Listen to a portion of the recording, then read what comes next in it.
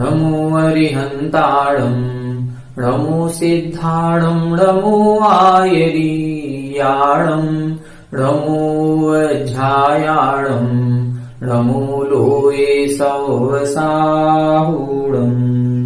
यस्य स्वयं स्वभावाप्ति प्रभावे कृष्णकर्मणः तस्मै संज्ञानरूपाय नमोस्तु परमात्मने। 1008 श्री मूलनायक आदिनाथ भगवान की जय। द्वासांग जिनवाणी माता की जय। आचार्य श्रेष्ठ आचार्य गुरुवर श्री 108 पूज्यपाद महाराज की जय। आचार्य श्रेष्ठ आचार्य गुरुवर श्री 108 विद्यासागर जी महाराज की जय। जगत पूज्य निर्यापक श्रमण मुनि पुंगव श्री 108 सुधा सागर जी महाराज की जय। समस्त मुनि संघ की जय। आलोक मोदी स्वाध्याय सुधा यूट्यूब चैनल पर आप सभी दर्शकों का हार्दिक स्वागत, हार्दिक अभिनंदन।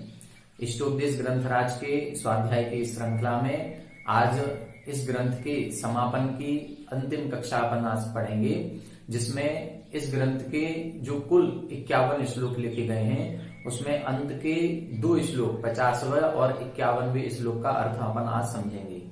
पिछली कक्षाओं में हमने 49 श्लोकों में बहुत कुछ समझा। आचार्य महाराज ने हमें अशुद्ध आत्मा शुद्ध कैसे बन सकती है इसकी संपूर्ण यात्रा करवाई। उन्होंने ये बताया था कि एक ही क्रिया के माध्यम से दोनों चीजें प्राप्त हो सकती हैं। वो क्रिया थी ध्यान।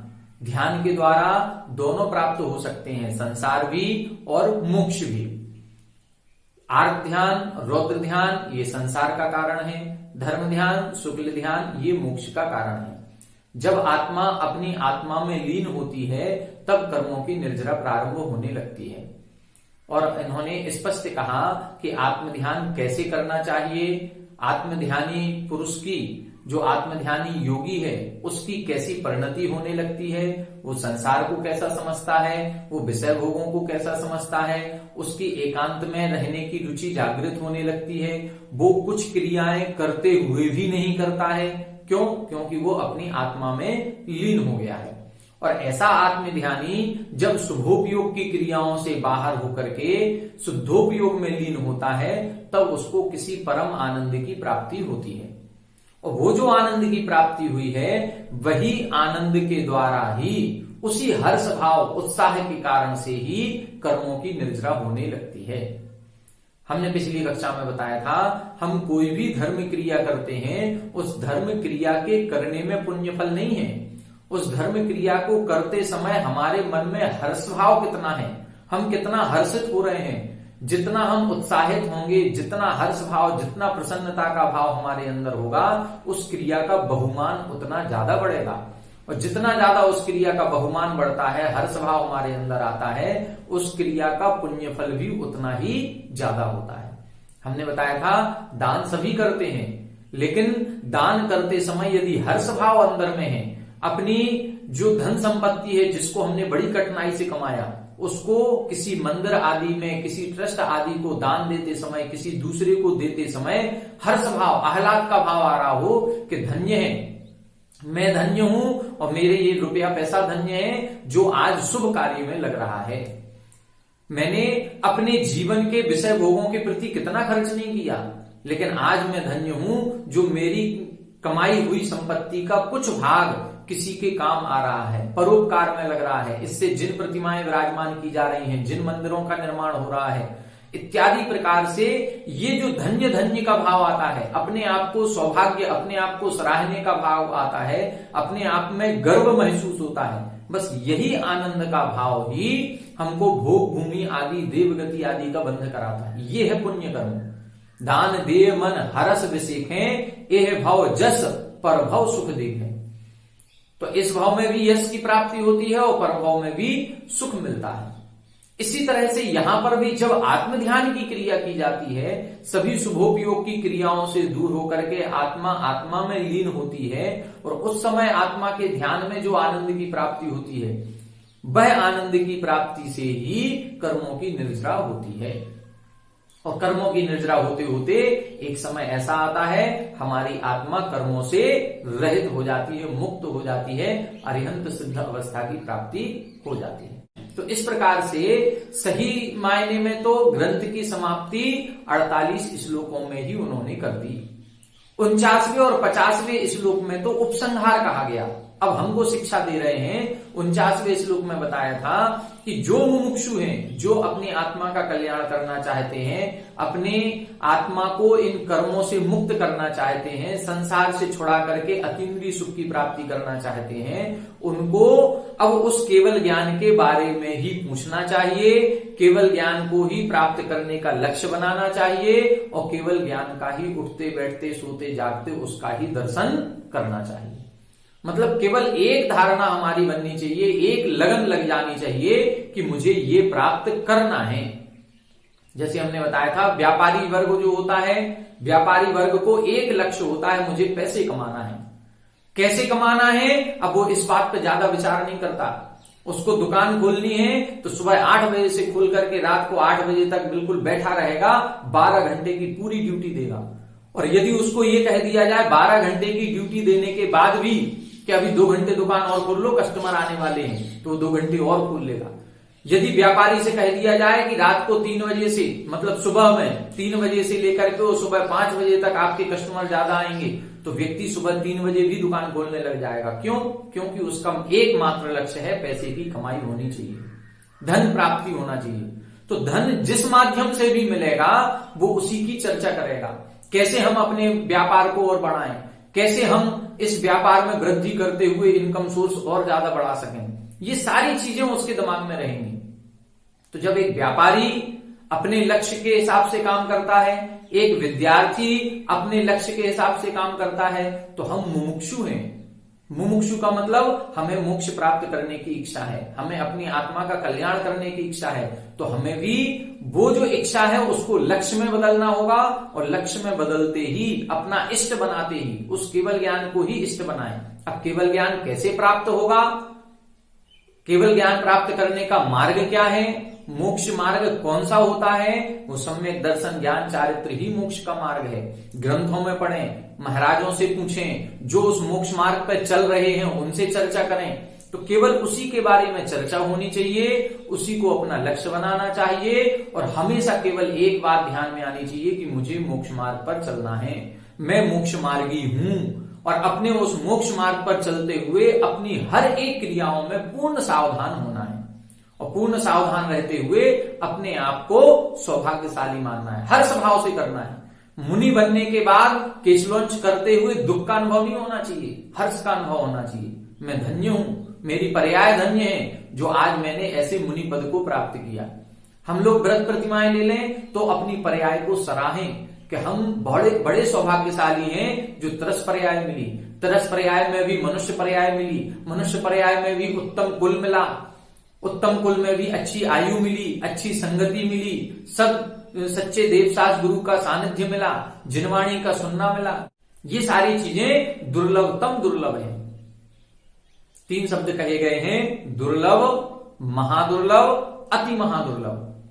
जब छेढ़ाला पढ़ते हैं तो उसमें लिखा दुर्लभ लही ज्यों चिंतामणि त्यों पर्याय लही त्रिस्तणी। त्रस पर्याय को दुर्लभ कहा गया, जैसे चिंतामणि रत्न सबको नहीं मिलता, ये दुर्लभ है, उसी प्रकार से त्रस पर्याय दुर्लभ है। एक इंद्रिय जीव अनंतानंत हैं, त्रस जीव केवल असंख्यात हैं। तो अनंतानंत जीवों में हमको असंख्यात में हमारी गिनती आ रही है, हम दुर्लभ पर्याय को प्राप्त हो गए।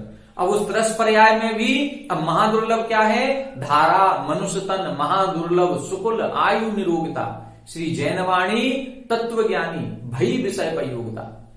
अब बता रहे हैं महादुर्लभ क्या है, महादुर्लभ धारा, मनुष्य तन महादुर्लभ। मनुष्य तन को त्रस पर्याय तो बहुत लोगों को प्राप्त हो गई, बहुत सारे जीवों को प्राप्त हो गई।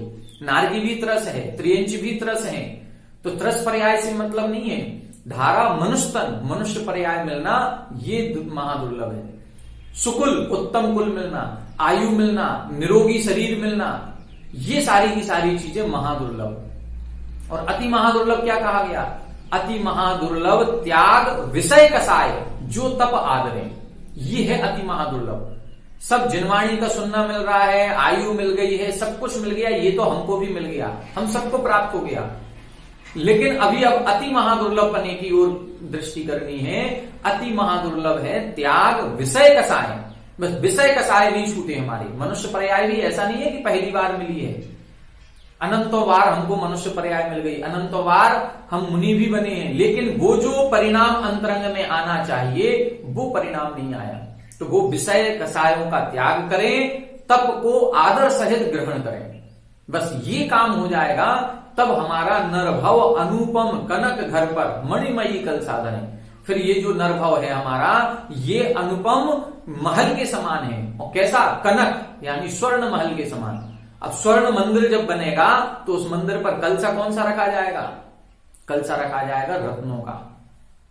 तो ये जो मनुष्य पर्याय आदि मिली है ये तो स्वर्ण मंदिर के समान है, और तप आदि को धारण करना उस पर रत्नों का कलश चढ़ाने के समान होता है। इस प्रकार से जो दुर्लभ, महादुर्लभ, अति महादुर्लभ का कथन किया गया है, इस दुर्लभ, महादुर्लभ, अति महादुर्लभता को समझने के बाद अपनी पर्याय को सार्थक बनाने का प्रयास करें। सार्थक कैसे बनाएंगे? हम पहले अपना लक्ष्य बनाएं कि हमें मोक्ष प्राप्त करना भी है या नहीं करना, हमें केवल ज्ञान को प्राप्त करना भी है या नहीं करना, हमें अपनी आत्मा को अशुद्ध से शुद्ध बनाना भी है कि नहीं बनाना, हमें अपनी आत्मा को इन कर्म बंधन से मुक्त करना भी है कि नहीं करना। यदि करना है, लक्ष्य बना लिया है, तो उस लक्ष्य के बारे में अब हम कैसे उस लक्ष्य को प्राप्त करेंगे, इसके बारे में ही पूछें। किन्होंने वो लक्ष्य प्राप्त कर लिया है, कौन उस लक्ष्य को प्राप्त करने के मार्ग पर चल रहे हैं, ऐसे जीवों की संगति करें। जो मोक्ष मार्ग पर चल रहे हैं, जिन्होंने व्रत प्रतिमाएं ले ली, जो मुनि बन गए हैं, महाव्रतों को अंगीकार कर लिया, ऐसे महापुरुषों की संगति करें। हम लोग करते क्या है? लक्ष्य तो केवल ज्ञान का बना लिया, लक्ष्य तो मोक्ष मार्ग पर चलने का बना लिया, लेकिन संगति है हमारी विषय भोगियों की। संगति किसकी है? हमारे रिश्तेदारों की, जिनमें से सारे के सारे विषय भोगी हैं। कोई भी आगे बढ़ने ही नहीं चाहता, हमारी संगति उनकी है। हम रोजाना मेल मिलाप करते हैं तो बातचीत केवल ये होती है, ये साड़ी तुमने कहां से खरीदी, ये फ्रिज कहां से लेकर के आए, केवल विषय भोगों की चर्चा हो रही है। यदि विषय भोगों की ही चर्चा होगी, विषय भोगी जीवों से ही हम बार बार मिलेंगे, तो फिर त्याग करने की भावना नहीं आएगी। त्याग करने की यदि भावना हमें लानी है तो हमें उनके संपर्क में आना पड़ेगा जिन्होंने त्याग किया है। हम मुनियों की संगति करें, हम महाराजों के पास जाएं, आरिका माता जी के पास जाएं, जिन्होंने गृहस्थ में रह करके व्रत प्रतिमाएं ग्रहण की हैं, उनकी संगति करें। जब उनके संगति में रहेंगे तो वो हमेशा विषय भोगों का विरोध करेंगे। वो कहेंगे विषय भोगों में कुछ नहीं रखा। उनकी संगति का असर हमारे ऊपर पड़ेगा और उस प्रभाव में आकर के हम भी व्रतों की ओर अग्रसर होंगे। तो हमें यदि लक्ष्य हमने केवल ज्ञान का बनाया है, मोक्ष मार्ग पर चलने का बनाया है, तो जो मोक्ष मार्ग पर चल रहे हैं उनसे ही हम संपर्क करें, उनकी संगति करें, उस केवल ज्ञान के बारे में ही पूछें, उस केवल ज्ञान का ही दर्शन करें। अब उसके बाद बता रहे हैं, अब उपसंहार स्वरूप अंतिम श्लोक इस ग्रंथ का लिख रहे हैं। आइए पहले उच्चारण करें, फिर अपन इसका अर्थ समझते। जीवोन्यः पुद्गलश्चान्य, जीवोन्यः पुद्गलश्चान्यः इत्यसौ तत्त्वसंग्रहः, इत्यसौ तत्त्वसंग्रहः। यदन्यदुच्यते किंचित्, यदन्यदुच्यते किंचित् सोऽस्तु तस्यैव विस्तरः, सोऽस्तु तस्यैव विस्तरः। जीवोऽन्यः पुद्गलश्चान्यः, जीवोऽन्यः पुद्गलश्चान्यः इत्यसौ तत्त्वसंग्रहः, इत्यसौ तत्त्वसंग्रहः। यदन्यदुच्यते किंचित्, यदन्यदुच्यते किंचित् सोऽस्तु तस्यैव विस्तरः, सोऽस्तु तस्यैव विस्तरः। एक बार आप लोग उच्चारण करें। जीवोऽन्यः पुद्गलश्चान्यः इत्यसौ तत्त्वसंग्रहः। यदन्यदुच्यते किंचित् सोऽस्तु तस्यैव विस्तरः। जीवोऽन्यः पुद्गलश्चान्यः इत्यसौ तत्त्वसंग्रहः। यदन्यदुच्यते किंचित् सोऽस्तु तस्यैव विस्तरः। देखें, ये इस संपूर्ण ग्रंथ का सार है, अंतिम श्लोक। और कहा जाए कि संपूर्ण ग्रंथ का नहीं, संपूर्ण शास्त्रों का, संपूर्ण द्वादशांग का सार आपने एक ही श्लोक में लिख दिया। देखें, जीवः अन्यः, जीव अलग है, पुद्गलश्च अन्यः, पुद्गल अलग है। जीव अलग, पुद्गल अलग, कर्म अलग, मेरी आत्मा अलग। कर्म और ये शरीर ये पौद्गलिक हैं, जड़ पदार्थ हैं, और मेरी आत्मा जो जानती देखती है, जो ज्ञान दर्शन गुण से सहित है, यही मेरी है, यही मेरा स्वरूप है। ये दोनों भिन्न भिन्न पदार्थ हैं, एक ही नहीं है। इति असौ तत्व संग्रह, यही इस तत्व संग्रह यानी इस ग्रंथ का सार है। तत्व संग्रह तत्वों का सार है। जो अपन ने छेड़ाला में पढ़ा ना, 3 भुवन में सार वीतराग विज्ञानता। तीनों लोकों में सार क्या है? वीतरागता और विज्ञानता। राग द्वेष से रहित होकर के केवल ज्ञान को प्राप्त करना ही तीनों लोकों में सार है। इसी तरह से इधर बता रहे हैं कि संपूर्ण तत्व का सार क्या है। जो 7 तत्वों के बारे में हमने पढ़ा है, जो सम्यक दर्शन आदि प्राप्त किया है, इतने सारे ग्रंथों को पढ़ा, उन सभी ग्रंथों का सार क्या है? जीव अलग है और पुद्गल अलग है। बस यही भेद विज्ञान प्रकट करना है। ये भेद विज्ञान प्रकट करना ही संपूर्ण द्वादशांग का सार कहलाता है। आप लोगों ने श्रुत ज्ञान के बारे में पढ़ा होगा कि श्रुत ज्ञान को केवल ज्ञान का जनक कहा जाता है। श्रुत ज्ञान के द्वारा ही केवल ज्ञान उत्पन्न होता है, लेकिन संपूर्ण द्वादशांग का श्रुत ज्ञान होना केवल ज्ञान के लिए आवश्यक नहीं है। हमें केवल ज्ञान प्राप्त करने के लिए संपूर्ण ग्रंथों का ज्ञान होना आवश्यक हो, ऐसा नहीं है। मात्र अष्ट प्रवचन मात्रिका का ज्ञान होना चाहिए। जघन्यतम ज्ञान, आचार वस्तु प्रमाण। आचार वस्तु प्रमाण का मतलब यही है कि हमारे आचरण करने योग्य क्या है। हमारे आचरण करने योग्य यही है कि हम जीव को अलग माने, पुद्गल को अलग माने, और जीव पुद्गल को अलग मानते हुए अब अपने आत्म स्वरूप को प्रकट करने का प्रयास करें। यही आचार वस्तु प्रमाण ज्ञान कहलाता है। जैसे आपने शिवभूति मुनिराज का नाम सुना होगा। शिवभूति मुनिराज एक इस तरह के मुनिराज थे जिनका क्षयोपशम नहीं था। उनको जो भी गुरु महाराज संघ में पढ़ाते थे सबको याद हो जाता था, लेकिन उनको याद नहीं होता था। तो सारे संघ में एक चर्चा होती थी कि इनका क्या होगा, इनको तो कुछ पढ़ने ही नहीं आता, इनको तो कुछ याद ही नहीं होता। और एक बार वो शिवभूति मुनिराज आहारचर्या के लिए गए थे और वहां से लौट रहे थे, तो एक माजी एक सूपे में लेकर के दाल को फटक रही थी। वो दाल का छिलका अलग कर रही थी और दाल अलग कर रही थी। महाराज ने उनसे पूछा, माजी ये क्या कर रही हो? तो बोले कि इस दाल पर जो छिलका लगा हुआ है, इस दाल के छिलके को अलग कर रहे हैं। तो उन्होंने पूछा, ऐसा क्यों कर रही हो? तो बोले, दाल हमारे काम की है, छिलका हमारे काम का नहीं है, इसलिए इस दाल पर से छिलके को अलग कर रहे हैं। बस ये उदाहरण उनको बिल्कुल क्लिक कर गया दिमाग में। उस समय उनको ये लगा, यही तो हमारे गुरुजी समझाते हैं आज तक कि ये जो आत्मा और शरीर है ये प्रारंभ से तो मिले हुए हैं, लेकिन आत्मा अलग है, शरीर अलग है। शरीर हमारे काम का नहीं है, आत्मा ही मेरी वस्तु है, मुझे आत्मा को ही प्राप्त करना है। बस जैसे वो मांझी दाल को अलग कर रही थी और छिलके को अलग कर रही थी, जो निर्मूल्य वस्तु थी छिलका उसको अलग कर दिया, जो मूल्यवान वस्तु थी उसको ग्रहण कर लिया। बस यही तो हमारे गुरुजी समझाते हैं। केवल इतना सा सोचना था और जाकर के सीधे आहारचर्या के बाद ध्यान में बैठ गए, और ध्यान में ऐसे बैठे कि केवल ज्ञान हो गया। अब जैसे केवल ज्ञान हुआ और देवताओं के द्वारा जब उनका आदर सत्कार किया गया, ढोल आदि बजने लगे, तब अन्य मुनिराजों ने पता किया क्या हुआ। बोले, उन मुनिराज को केवल ज्ञान हो गया। किसको? शिवभूति मुनिराज को। अब सारे संघ में चर्चा है कि जिनको कुछ याद नहीं होता था उनको केवल ज्ञान हो गया। कैसे हो गया? ऐसे हो गया कि उन्होंने संपूर्ण तत्वों के सार को समझ लिया।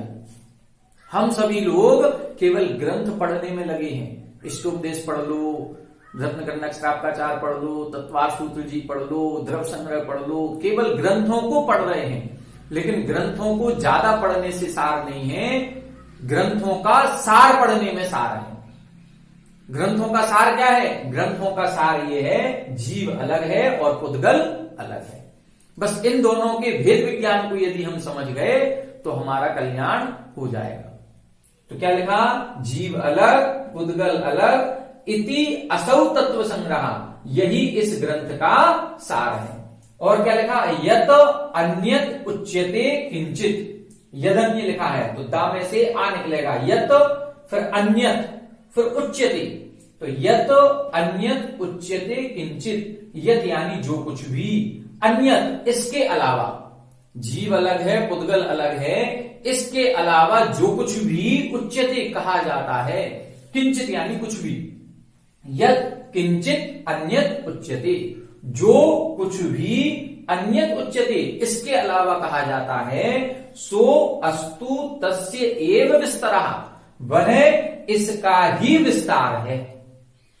मतलब मूल बात तो केवल एक है, जीव अलग पुद्गल अलग। अब इसको समझाने के तरीके कितने हैं, समझाने के तरीके में ही हमारे आगम को 4 भागों में बांट दिया, प्रथमानुयोग, कर्णानुयोग, द्रव्यानुयोग, चरणानुयोग। ये जो 4 भाग किए गए हैं, इन चारों भागों का सार केवल एक है कि जीव अलग और पुद्गल अलग। कभी उसको 63 सलाह का पुरुषों के उदाहरण देकर के समझाया जा रहा है, कभी उसको द्रव्यानुयोग का सहारा लेकर के समझाया जा रहा है, कभी आचरण की बात करके समझाया जा रहा है।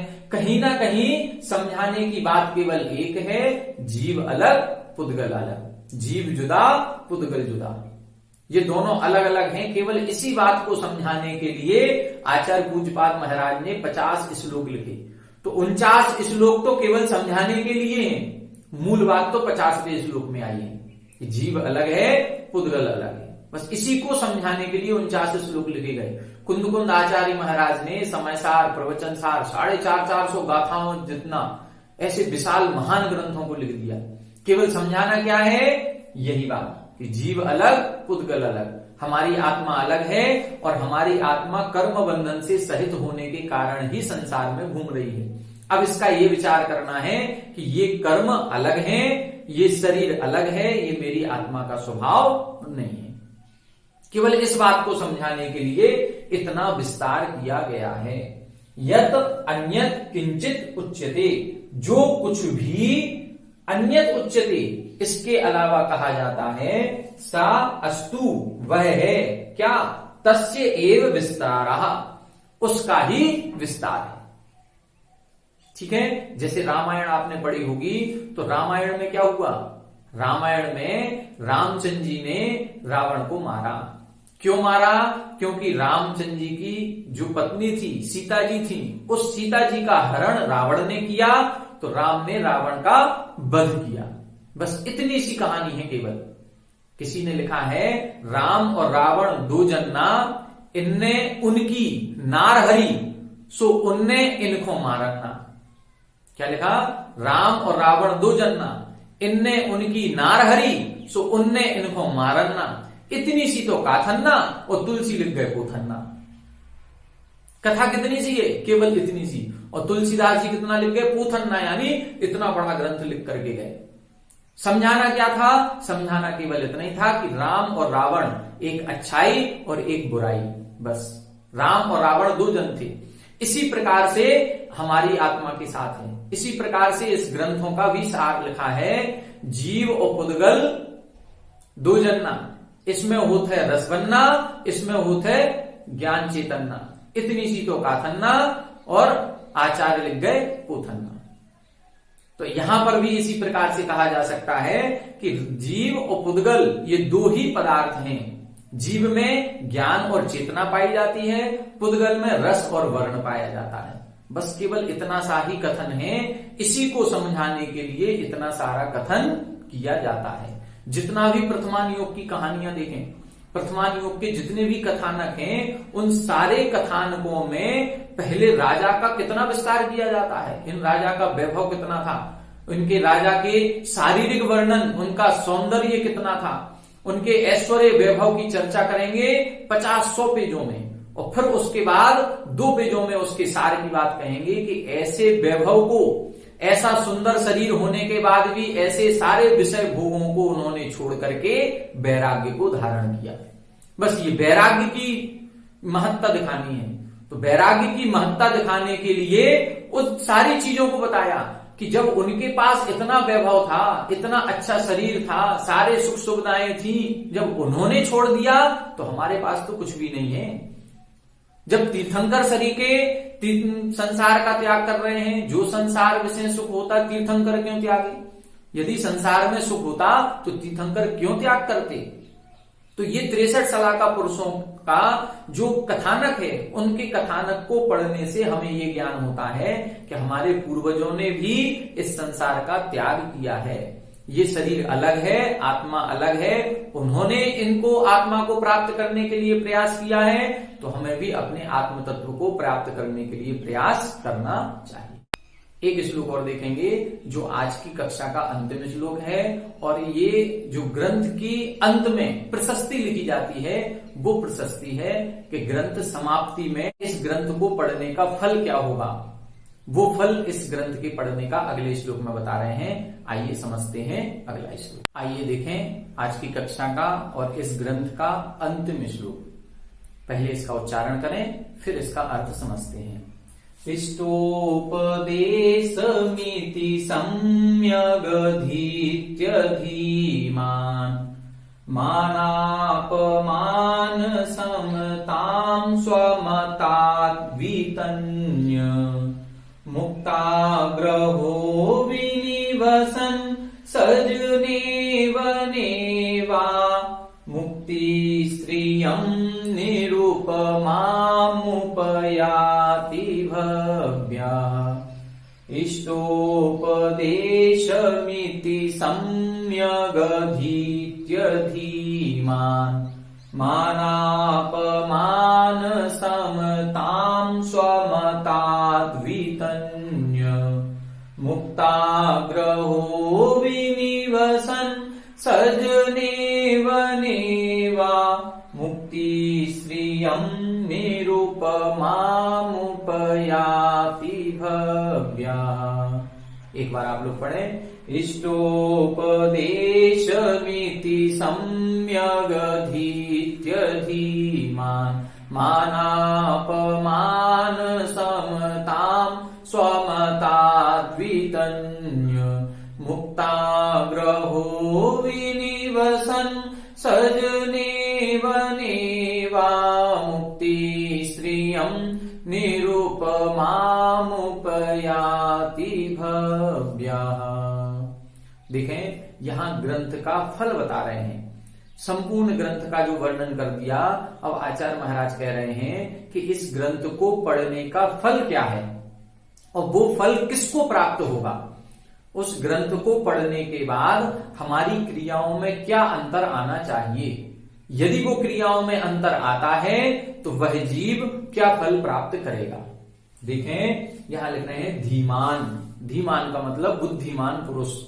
जो बुद्धिमान जीव, भव्य यानी भव्य जीव, जो बुद्धिमान भव्य जीव, इष्टोपदेशम इति, इस प्रकार से इस इष्टोपदेश ग्रंथ का सम्यक अधीत्य, अच्छी प्रकार से अध्ययन करता है, अच्छी प्रकार से स्वाध्याय करके उसको ग्रहण करता है। जो धीमान भव्य, जो बुद्धिमान भव्य जीव, इति यानी इस प्रकार से इस इष्टोपदेशम, इस इष्ट उपदेश को सम्यक अधीत्य, अच्छी प्रकार से धारण करता है, वह मुक्तिश्रियम, मोक्ष रूपी लक्ष्मी को उपयाति, प्राप्त करता है। किसको प्राप्त करता है? मुक्ति श्रियम, मोक्ष रूपी श्रियम यानी लक्ष्मी को, उसको मोक्ष लक्ष्मी प्राप्त होती है। किसको होती है? धीमान भव्य, उस बुद्धिमान भव्य जीव को। कैसे बुद्धिमान भव्य जीव को? जिसने इस इष्टोपदेश ग्रंथ को अच्छी तरह से स्वाध्याय करके धारण किया है। कैसी मोक्ष रूपी लक्ष्मी मिलेगी? निरुपमाम।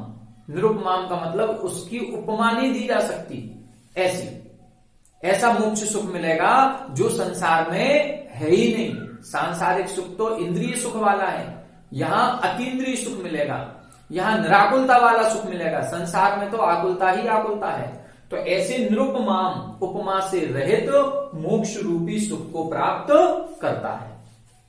अब कैसे करेगा? कैसे सम्यक अधीत्य, अच्छी तरह से धारण करना क्या होता है?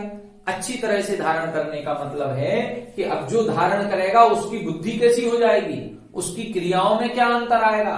उसकी क्रियाओं में आएगा मान अपमान समताम। मान और अपमान दोनों ही स्थितियों में अब वो क्या करेगा? समता को धारण करेगा। क्या करेगा? मान की स्थिति हो चाहे अपमान की स्थिति हो। अब मान और अपमान का मतलब सब बता दिया इन्होंने।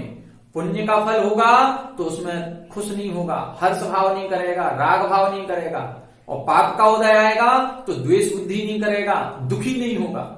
जो अपन ने पहले पढ़ा था, पुण्य पाप फल माही हरख बिल्खो मत भाई।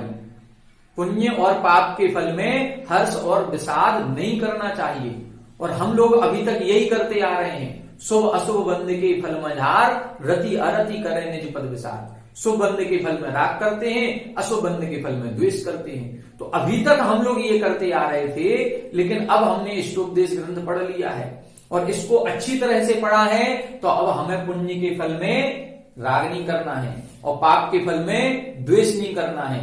क्या करना है? दोनों ही स्थितियों में समता परिणाम को धारण करना है। मान की स्थिति हो, चाहे कोई हमारी प्रशंसा कर रहा हो, सम्मान कर रहा हो, और चाहे कोई अपमान कर रहा हो, गालियां दे रहा हो, कितनी भी बुराई करे, हमें उस बुराई सुनने के बाद भी अपने मन में द्वेष परिणाम नहीं लाना है। प्रशंसा सुनने के बाद भी अपन को फूलना नहीं है कि प्रशंसा में फूल जाए, हम खुश हो जाएं। हमारे अच्छे कर्म का उदय है तो हम प्रसन्न हो नहीं करना है। कैसे? स्वमतात वितन्य, अपने मन से, किसी दूसरे के जबरदस्ती नहीं, स्वमतात, अपने आत्मज्ञान से, वितन्य यानी धारण करके। क्या करना है? जो भव्य जीव धीमान भव्य, जो बुद्धिमान पुरुष सम्यक अधीत्य, अच्छी प्रकार से धारण करके, किसको? इस इष्टोपदेश ग्रंथ को, इस इष्टोपदेश ग्रंथ को अच्छी प्रकार से धारण करके, स्वमतात, अपने आत्मज्ञान से, मान और अपमान दोनों ही स्थितियों में समताम वितन्य, समता को धारण करता है। ठीक है, फिर क्या लिखा? और क्या करता है? सजने वनेवा विनिवसन।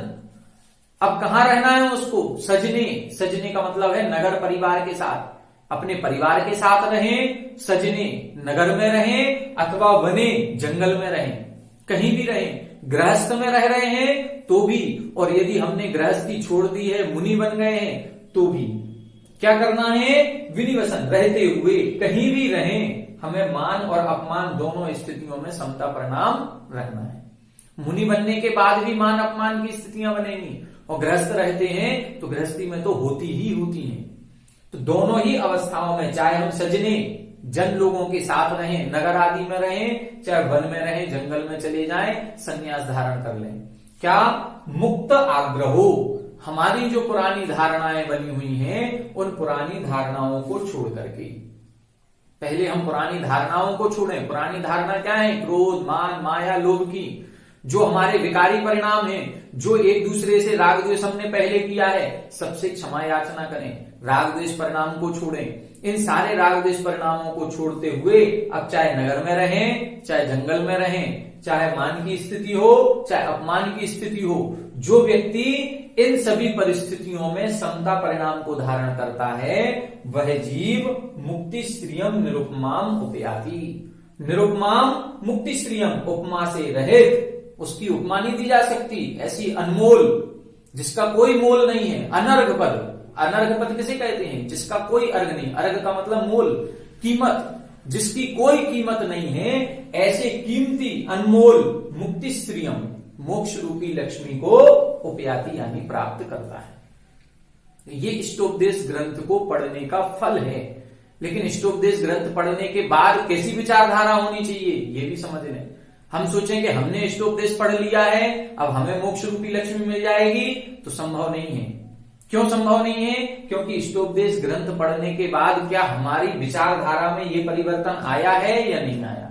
यदि ये परिवर्तन आ गया कि हम सारी परिस्थितियों में सभी पुण्य और पाप दोनों के फल में समता परिणाम धारण करते हैं। अरे मित्र महल मसान कंचन कांच निंदन तुतिकरण अरघावतारण असी प्रहारन में सदा संताधन। यदि हमारी परिस्थिति ये बन रही है कि चाहे मित्र आ जाए चाहे शत्रु आ जाए, चाहे हमारे अष्ट द्रव्य के थाल से आरती उतारी जाए, अर्घ्य चढ़ाए जाए, पूजन की जाए, और चाहे हमको 80 प्रहारन, हमको तलवार की धार पर 80 प्रहार किया जाए, हमारे शरीर को छेदा भेदा जाए, कोई भी परिस्थितियां बन जाए, हम सारी परिस्थितियों में समता परिणाम को धारण करेंगे। यदि ये परिवर्तन हमारे अंदर आ रहा है तो निश्चित रूप से हम भी मोक्ष रूपी लक्ष्मी को प्राप्त करेंगे। यदि हमें अभी भी इष्टोपदेश ग्रंथ पढ़ने के बाद भी यदि हम छोटी छोटी बातों का बुरा मान जाते हैं, छोटी छोटी बातों में हम राग द्वेष परिणाम करने लगते हैं, तो समझ लेना अभी मोक्ष रूपी लक्ष्मी बहुत दूर है। अभी हमने इष्टोपदेश ग्रंथ का बहुत अच्छे से स्वाध्याय नहीं किया। किसी भी ग्रंथ का स्वाध्याय करें, स्वाध्याय करने के बाद जो नई चीज पढ़ी है उसको अपने जीवन में लाने का प्रयास करना चाहिए। हम भी प्रयास करेंगे, आप भी प्रयास करें, हम भी मोक्ष जाएंगे, आप भी मोक्ष जाएंगे, हम सब एक साथ मोक्ष को प्राप्त करेंगे इस इष्टोपदेश ग्रंथ को पढ़ करके। तो आज हम सभी ने जो एक संकल्प लिया था इष्टोपदेश ग्रंथ को पूरा करने का, आज ये ग्रंथ पूरा हो गया है। आप लोगों ने बड़े ही मनोभाव से, बड़ा ही अपना समय निकाल करके और अपने आत्म ध्यान की तरफ रुचि बढ़ाई है, अपने ज्ञानार्जन की तरफ रुचि बढ़ाई है। आप लोग सभी नियम पूर्वक इस ग्रंथ की समाप्ति पर जो आपने नियम लिया होगा प्रारंभ में, वो नियम पूर्ण कर सकते हैं। जो उपधान किया जाता है कि इस ग्रंथ का हम स्वाध्याय कर रहे हैं, हम एक नियम लेते हैं, जब तक यह ग्रंथ पूरा नहीं होगा तब तक इस नियम का हम पालन करेंगे या इस वस्तु का त्याग करेंगे। तो जिन्होंने भी किया हो वो आज उनका नियम पूरा हो जाएगा। लेकिन ग्रंथ की समाप्ति के बाद अपने व्यवहार में, अपने आचरण में परिवर्तन लाएं और इस ग्रंथ का स्वाध्याय आगे भी करते रहें। कम से कम इस ग्रंथ का पाठ तो करते ही रहें। 51 श्लोक हैं, 51 श्लोकों का शुद्ध उच्चारण के साथ जो पाठ है वो मात्र 10 मिनट में हो जाता है और इसकी भी रिकॉर्डिंग YouTube पर हमारे चैनल पर उपलब्ध है। आप उस रिकॉर्डिंग की सहायता लेकर के इसका पाठ भी कर सकते हैं और पाठ करते हुए इसको अपने जीवन में उतारने का प्रयास करें। 5 मिनट 10 मिनट सामायिक आदि करें या एकांत में चिंतन करें तो इस ग्रंथ के श्लोकों का चिंतन किया जा सकता है। बड़ा ही उपयोगी ग्रंथ है। इस ग्रंथ का हम लोगों ने सभी ने स्वाध्याय किया। इस ग्रंथ का स्वाध्याय करते समय कोई भी हमसे गलतियां हुई हो, अपराध हुआ हो, भूल हुई हो, ग्रंथ का अर्थ जो भाव आचार्य पूज्यपाद स्वामी जी का रहा हो सकता है हम उस भाव तक नहीं पहुंच पाए होंगे, क्योंकि बहुत आध्यात्मिक ग्रंथ है। अंतरंग के ध्यान की बात कही गई है, उस ध्यान की उस गहराई तक हम नहीं पहुंच पाए होंगे निश्चित रूप से। तो जो भी व्याख्यान करने में हमसे कोई त्रुटि हुई हो या आप लोगों के द्वारा जो भी व्याख्यान सुना गया है, यदि उसको सुनते समय कोई हमने अपवित्रता रखी हो, अशुद्धि रखी हो, बिस्तर पर बैठ करके पढ़ लिया हो, कभी चलते फिरते सुन लिया हो, तो हम सभी क्षमा प्रार्थी हैं। हम आपसे क्षमा मांगते हैं। आप सभी जिनवाणी से उसकी विनय करते हुए हम सभी को जिनवाणी स्तुति करनी चाहिए। जिनवाणी की विनय करें। भले मोबाइल पर पढ़ रहे हैं तो क्या हुआ, लेकिन है तो हमारे शास्त्रों का ज्ञान ही। तो इसकी विनय करना सीखें। विनय करते हुए अपने जीवन में परिवर्तन लाएं और मोक्ष मार्ग पर आगे बढ़ें। हमारी यही भावना है। आप सभी लोग हमारे साथ जुड़े रहें। एक नए ग्रंथ को लेकर के हम आपके साथ फिर से जुड़ेंगे। आप सभी को जय जिनेन्द्र।